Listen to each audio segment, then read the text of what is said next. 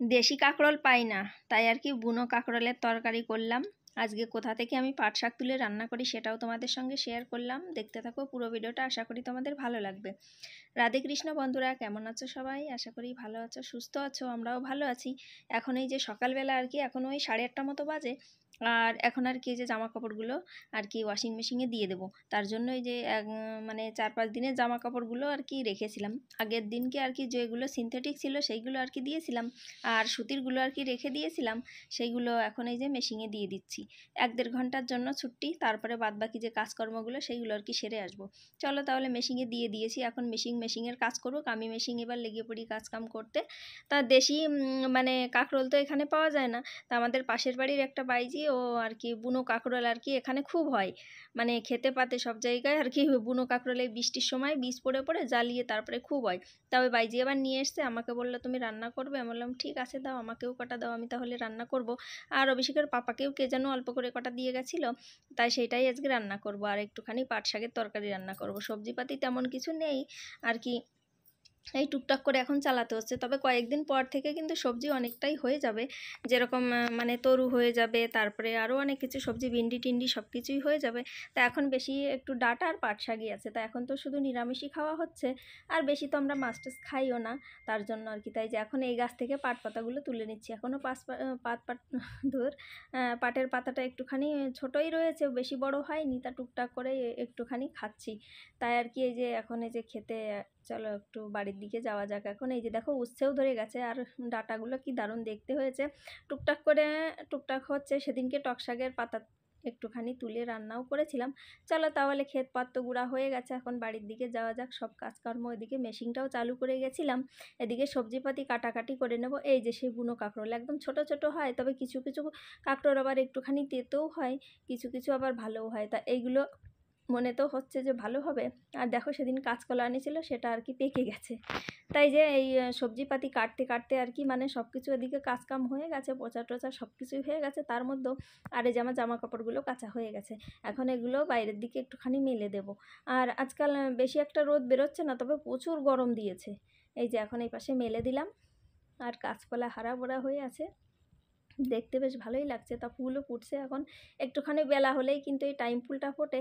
তো চলো রান্না বান্নাটাও একটুখানি সেরে নিতে হবে, বাদ বাকি কাজকর্ম করলে কি হবে, রান্নাটাও তো জরুরি আছে। পেটে যদি কিছু না দেওয়া হয় তারপরে এনার্জি আসবে কোথা থেকে বলো।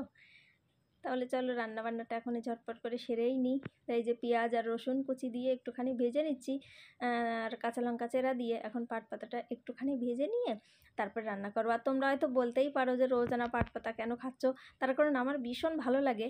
আমি যখন এখানে ছিল না, এই 2 বছর ধরে তো এখানে আমি লাগাচ্ছি, তাই একটুখানি খেতে পাচ্ছি। আগে আমার ভীষণ মানে মিস করতাম। আমার বোন বলতো পাটের শাকের তরকারি করেছি, আর আমার খেতে ভীষণ ইচ্ছে করতো। তা গেলবার বাড়িতে গেছিলাম, তা আমি আমার ছোটো পিসির বাড়ির থেকে কয়েকটা বীজ আর কি নিয়ে এসেছিলাম, সেটা বুনে দিয়েছিলাম, সুন্দর হয়েছিল। আগের বছরও খেয়েছিলাম, আর এবছরও খুব খাচ্ছি। আর আশপাশে আমরাও দিই টুকটাক করে, যাদের খেতে ইচ্ছে করে তারাও এসে নিয়ে যায়। এখনও তো ছোট রয়েছে, তাই কাউকে ডাকছি না, আর একটুখানি বড় হলে ডাকবো। আর এই যে সেই বুনো কাঁকরোলটা একটুখানি আলু দিয়ে আর কি তরকারি করে নেবো। আমি এভাবে ভেজে টেজে একটু করি। আর আমি তো জানো তোমরা সবাই যে সিম্পল রান্নাবান্নায় বেশি পছন্দ করি, মশলা টশলা জিনিসটা আমি একটু কমই খাই। আমাদের বাড়িতে মশলার মানে জিনিসটা একটু কমই চলে।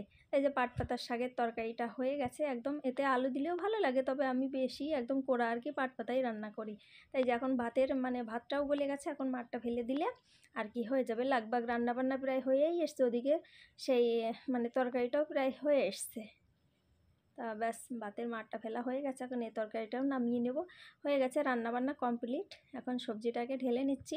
এখন একটু গ্যাস ট্যাস পরিষ্কার করব, তারপরে আর কি মানে আজকে চানটা করিনি, প্রচুর গরম দিয়েছে, ভাবছি রান্নাবান্না করেই তবেই চানটা করব। তা এখন এই যে সবজি টবজি ঢেলে নিয়েছি, এখন গ্যাসটাকে মুছে নিচ্ছি। গ্যাসটাকে মুছে যেগুলো বর্তন আছে সেগুলো মেজে তবেই চান করতে যাব। আর এখন গরমের সময় লম্বা হাতা চুড়িদার পরলে আরও বেশি গরম লাগে।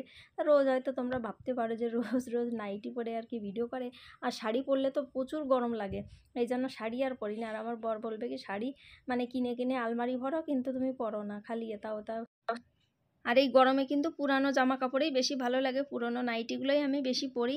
নতুনটা পরলে যা গরম দেয়, এখন যা গরম দিয়েছে, কালকে একজন একটা ভিডিওতে বলছিল, আমি মানে একটা ভিডিওতে বলেছিলাম যে গরমের জন্য আর ভিডিও করতে পারছি না, মানে শর্টস ভিডিওগুলো করতে পারছি না, তাই জন্য। তা একজন বলেছিল তোমার তো ঘরে এসি আছে, তাহলে আর ব্যাপার কি।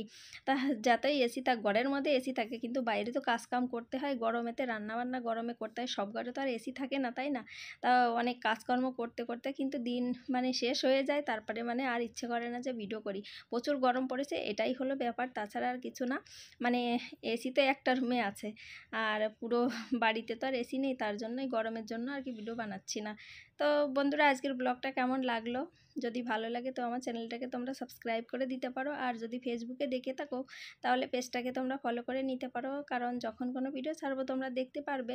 আর এই ঘরের টুকিটাকি কাজকর্মগুলোই একটু তোমাদের সঙ্গে শেয়ার করি, ভালো লাগে আমার তাই।